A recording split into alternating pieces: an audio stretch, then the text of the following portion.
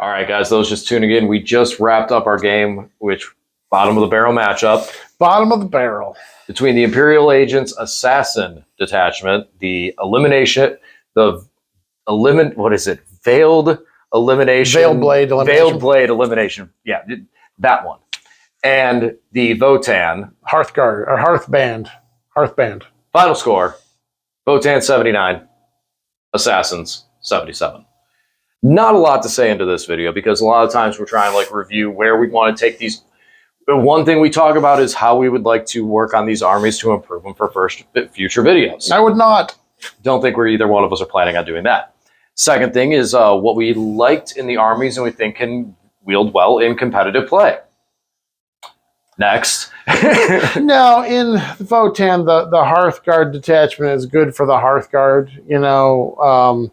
When they have something that, when I shot at the Death Watch and they had 2 Judgment tokens, so I was hitting them on 2s, re-rolling 1s because they're nearest eligible, and I got the extra AP because they're nearest eligible in their Hearthguard. Obviously, that's really strong.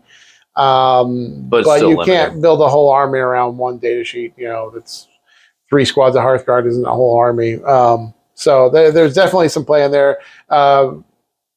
It's fun if you like the Votann, you can do that, but I just don't think there's much balance for competitive play. No, I do like the fact of like with the Berserks and that grenade launcher, you kind of can do some weird board control stuff by just hitting units and slowing them down. And because you have that artillery, so that's kind of cool. But I mean, you could do it out of standard Votann that same way. So, I mean, it's not. And it's very swingy because it's D6 number of shots with that grenade launcher. And then it's -1 to hit because it's firing indirect. So it's hitting on 5s. And then you have to score a hit. And then you have to roll a 4 up to make it shock or stun the unit to reduce their move and their charge range. So it can be handy in certain armies if it works. But that you can use that with the other much better Votann detachment. And like you said, the Hearthguard do hit very, very hard. But with them, if you're playing 30 of them and you're bringing them in, they're all coming out of deep strike and you're giving up a lot of board control early on. That was actually a very critical thing that you had that took the game because of the primaries, because you were able to get out there, get a primary, hold it, and have that board control early that really scored well for you on primary and some secondaries as well, too. Mm-hmm. As for the Assassin detachment, I mean, you got 4 models.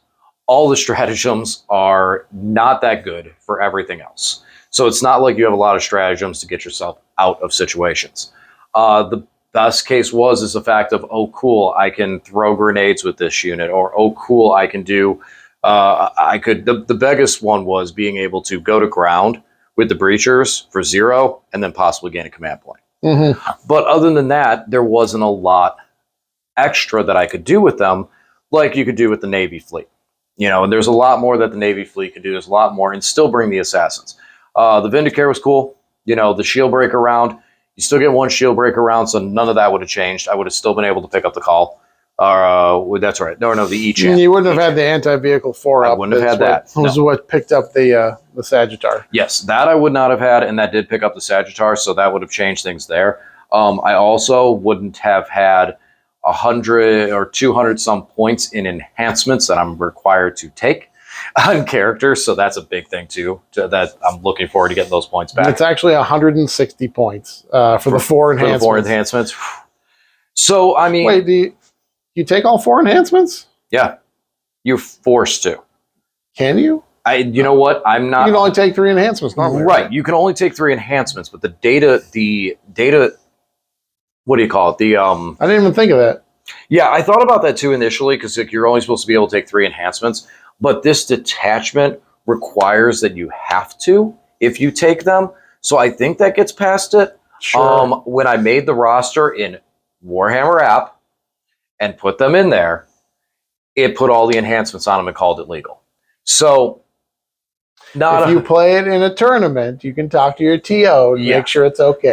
If you're going to run this in a tournament. Good luck. Yeah, if you're going to run this in a tournament. Yeah, if you're going to run it in a tournament, you have fun with that. You're a champion of the people. I do feel like if I was going to, right now, between the two, if you said, hey, here's $1,000 to go play agents in a tournament, and I had to pick a detachment, I would still pick the Navy fleet. Yeah, of course. Towards the end, there was more that I was able to put out from them. They have more board presence. on just deep strike and strategic reserves as well. And you have a detachment rule that affects the entire army? That affects the entire army. +1 to hit on the objective, or +1 OC, or all that good stuff. Yeah. Probably the biggest thing I'd miss out of this detachment was the Calidus enhancement. That's the only one that I really think was 40 points value and was very, very good. Very cool. That one, that's the only one that I would really miss.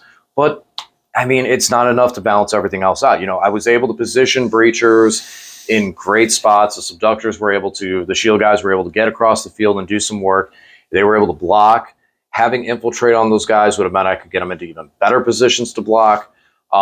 Having those points back meant I could use a different unit to zone out my backfield instead of those guys. And being able to boost things like the breachers, giving them reroll hits, bonus AP, and do all those strats for free, plus gaining the command points back depending on the target units, means that there's a better engine to roll through stuff there. One thing that we were discussing, and I'm not 100% sure, is the Rogue Trader entourage and where this plays into it all, because I really did like the Double Inquisitor, how that played. And it felt like, for me, while I was playing it the entire time, I was starting to think, okay, Navy fleet, Navy fleet, Navy fleet, where am I going with this? Because once I started losing those assassins, that was it. I picked up 3 in 1 turn. That's a big chunk of your army. Yeah, the Colossus didn't do very much. I tried to get that sabotage. It was a risk. Kind of in hindsight, I feel like I shouldn't have went into the sabotage. Didn't have a good location. Maybe kept the Colossus for a little longer on a different spot. And then, losing the Eversword the way I did, there's a lot of hindsights of how it works out. And I just feel like I'm never going to have a right decision on what I should have done. Should I have spent the command point and kept the Vindicare alive? Should I have, not spent 2 CP to Hypers Tims the I think you're Eversword? Obligated to use Hypers Tims. Yeah, fair. Okay, you're right on that. But when you're talking about 4 wound models and the only characters, it does put that, because that's so swingy on whether they live or die. I mean, the Eversword survived on 1 wound on that. I could have spent the 2 CP and still lost him in that shooting phase. Yeah. And the Calidus Heroic Din, she could have picked them both up, and then, oh man, that's huge. That's a breakout for that Eversword with 1 wound to go sweeping across the field. It didn't happen that way. Again, 4 wound model. So that's just a couple things. I think the Navy, I feel comfortable going back to the Navy fleet a little bit. It's still a tough army. I've taken a break from it because it was mentally draining. The one thing, though, there's one thing we were talking about. Kill teams. Man, those things just die so quick. They can. It's just I think it's just like the Marine. They're just T4 wound or 2 wound Marine bodies. Yeah, it's just the Marine. You got a couple infalls on there on the shield, so they will die pretty quickly. I lost 6 in your turn. That's just rough. That's just rough beats right there. I picked up 3 on the Overwatch. That's going to happen. There's a lot of shots coming out of the jet bike squad. So still, they get burnt up so quickly, but there's such a necessity just for how hard they hit. Yeah, another threat range when they're coming out of a Rhino and disembarking, and then they have advance and charge. They get a pretty broad, pretty big threat range. They definitely do, and that's why. That's what Mark Hartle took to LVO. He took 3 squads of Death Watch veterans and 1 LVO. He had 1 10-man and 2 5-mans, and packed them into 2 Rhinos. So he was doing the exact same thing, except with a lot more Death Watch. But yeah, it's just, you got to have them. You got to have that type of threat on it. It's just, man, they get smacked. Only 200 points, though, too. So they're not too crazy expensive for a 10-man. So, all right. Final thoughts on the Votann? Yeah, they're Votann. I love my little dwarfs. This is not the detachment to play them in, though, if you want to play them. If you have been having success with them, let us know. In the Votann Facebook groups, I've seen a couple people post that they've had some success with the Hearth Band. Cool. Tell me I'm wrong. You should give us a couple comments. Tell us how you've been doing or how you've been playing with them. I'd love to hear about it. So next week, we will be taking a break from. I will take a break from the agents. We're going to go back to a couple other little things for a minute. Lane, you're bringing the Death Watch. Yeah, we gotta celebrate the Death Watch. Celebrate their big win at LVO. So I'm gonna bring some Death Watch. What are you gonna put in And these I'm Death going Watch? to try to crash this party with the Necrons. After running Star Shatter for a couple weeks, realizing it's not the detachment for me, and then GW saying it's not the detachment for anyone. Yeah. I have been toying around with an Awakened Dynasty that is a very, very toolbox list. It's just a lot of tools to score and continue to score and keep pressure to win the game. Mhm. So that is going to be something I want to try out first. Like we were talking about, we'll kind of close out the video on this one. The biggest thing noticing from LVO, and this is my big takeaway, is the final table had two armies that really emphasized up-down units with heavy shooting. Mhm. That is the biggest thing to think about right now is what's controlling the tables. So that's kind of some considerations I've taken into it. With Star Shatter, I was trying to do a similar thing. I figured, okay, I got enough firepower to control the table, but D6 shots was not doing it in for me. Wasn't able to do that. Canis Rex went nuts in the backfield, and that just ended everything. He sure did.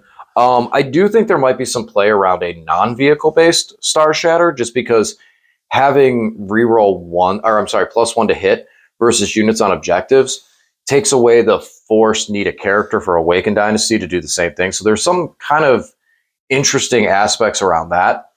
But for right now, Awakened Dynasty, for me, Necrons are the most, I can't really say the most resilient, but they have more rules for resiliency.